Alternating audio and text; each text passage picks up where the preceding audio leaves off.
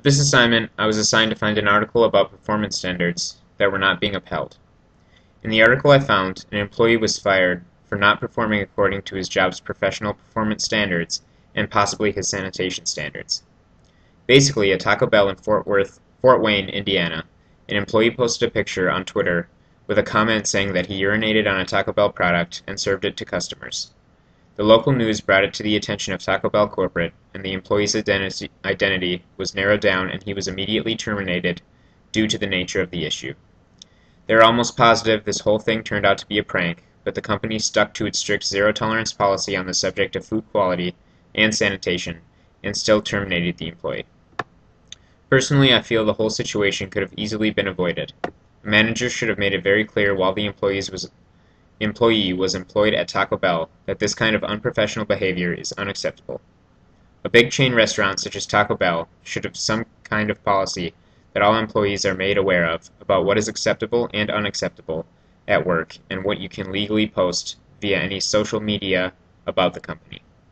Why did a manager allow this picture to be taken, and why was the employee on his phone during his shift in the first place?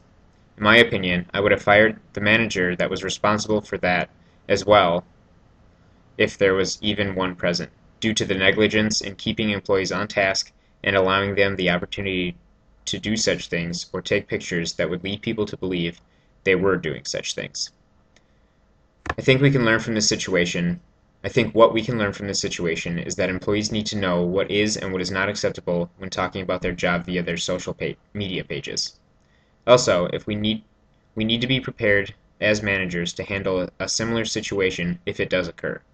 In this case, I feel Taco Bell handled the situation the best that they could, given the situation at hand. They are retraining all employees at that location on all matters of the incident and working with local health officials, making sure that everything is up to health standards, whether it was a practical joke or not.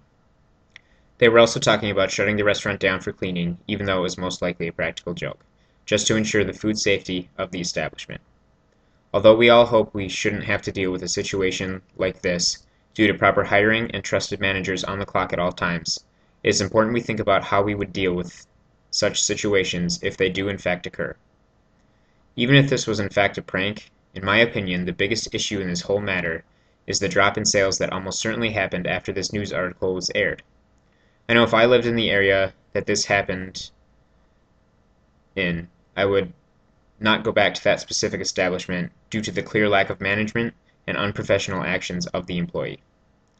This person happened to get caught, but think of how often things like this go unnoticed. It wasn't even the company that found out about the incident. It was a tip from the local news station.